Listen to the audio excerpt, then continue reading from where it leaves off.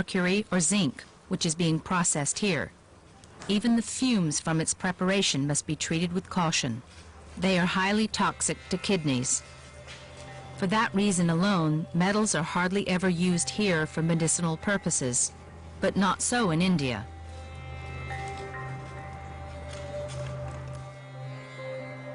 Zinc ash, mixed with herbs and lemon juice, is used to form a pancake and is baked in a clay pan. Ancient writings describe how to purify dangerous metals, and the process hasn't changed since. Cow dung is used for fuel. The resulting basmati powder will be baked and mixed 15 times before it is ready.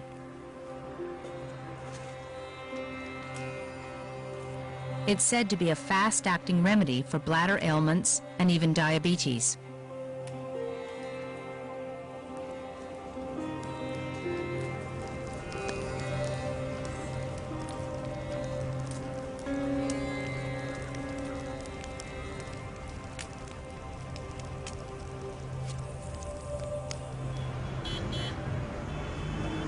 City living.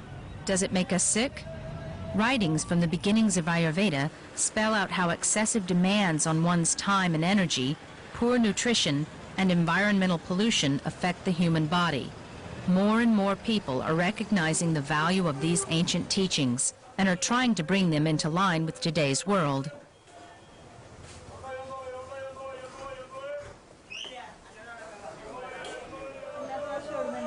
One example of these attempts lies in this dish, 2 pounds of frankincense resin, known for millennia in India. Dr. Meera sees great potential in frankincense. She not only uses it to prepare medicines from Ayurvedic texts, but she also does her own research on new applications and uses.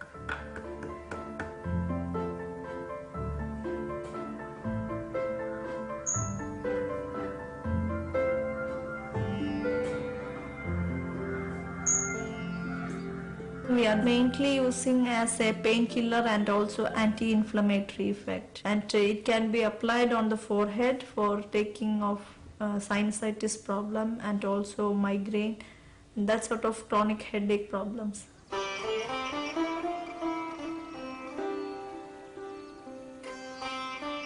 In antiquity, forests such as these provided frankincense that was transported as far as Europe. At the time of Christ's birth, the 3 wise men brought it as a valuable gift. The Indians say that what is being harvested here has sensational medical properties. The scientific proof that Western medicine demands is, however, not yet conclusive. So most industrial countries will not allow the use of frankincense as a medication.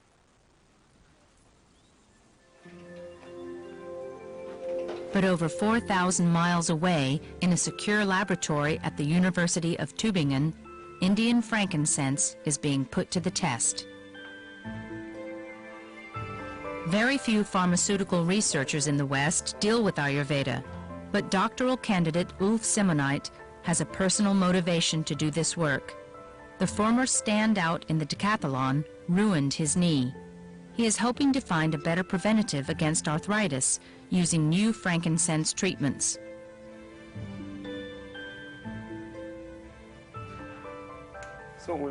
So Ulf, you're preparing the COX-2 test? Exactly. We can expect the results this afternoon. Great. I'm excited to see what comes of it. The individual active ingredients are filtered out of the frankincense. Ulf's supervisor, Professor Wertz, considers the boswellia acid to be particularly spectacular. We're surprised at all that boswellia acids can do in our tests, and we're seeing very multifaceted effects. One can absolutely deduct from it that boswellia acids are effective against asthma, rheumatoid arthritis, chronic bowel inflammation, and even cancer, for example. Frankincense appears to have many properties, and the scientists in Tübingen would like to know more precisely what those are. But pharmaceutical corporations are reluctant to do the work, even though in Tübingen important foundations have already been laid. Researchers can prove that long-term treatment with frankincense is much easier on the patient than treatment with the same regime of cortisone.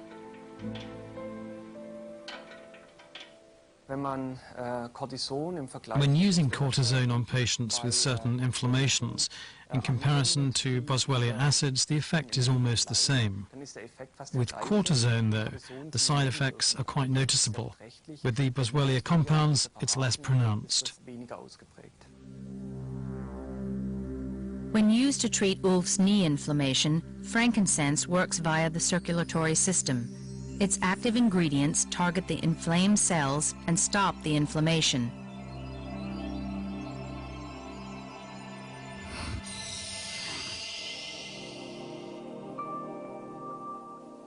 Cortisone works in the same manner, but long-term cortisone use has serious side effects. The patient's bones can become brittle, and sometimes they break without provocation.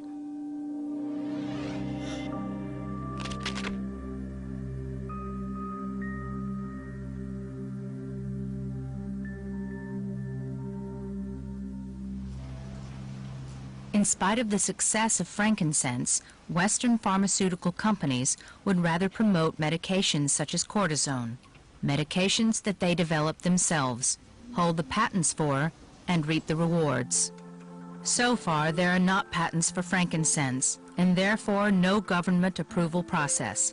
Still, the Tübingen results are so promising that a small pharmaceutical company in Germany is performing the first clinical study.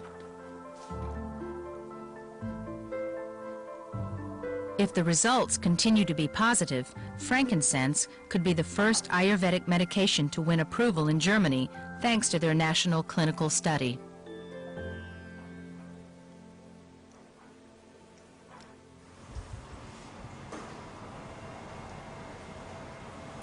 In India, Western interest in their traditional healing is viewed with pride, but also with anxiety. As demand for Ayurvedic medicine increases, replenishing native plants is a growing problem that the Kottakkal Institute, working on behalf of the Indian government, is dedicated to solving.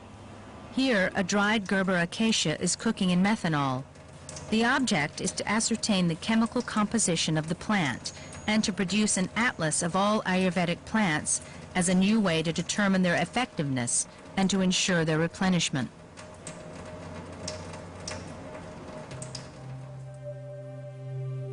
Every plant has its own chemical fingerprint by which it can be identified. This chromatograph assigns a color to each component in the plant's makeup.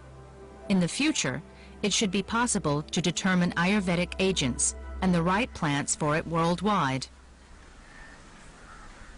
Often, the right plants are already in short supply because interest in them is so great.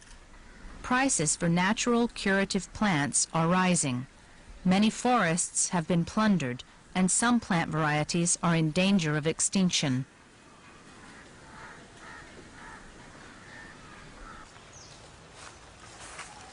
For 20 years, the Kottakkal Institute has been creating a sort of botanical Noah's Ark. So far, 1,200 types of plants are thriving in the herb garden. Many of these were as good as extinct in the wild. Their genes are being preserved here. And they're being put to use as well. The botanists in Kottakkal are cloning rare plants and offering them free of charge to the pharmaceutical industry for cultivation.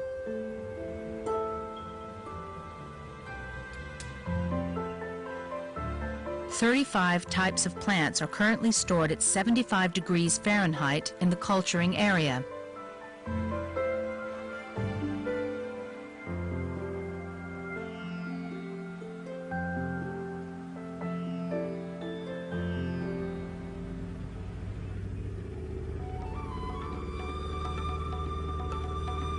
Today, everyone can experience the fascination that is India.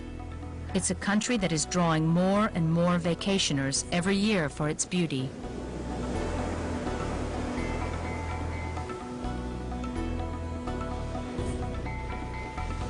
India's great treasure, however, is its knowledge of health and longevity.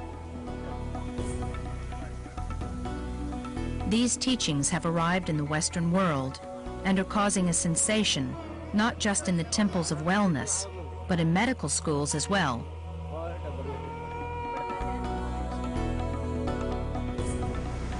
A 4,000-year-old history, stretching back to a culture long ago, continues to enrich people's lives. Ancient knowledge of healing, newly discovered. That's Ayurveda, the doctrine of long life.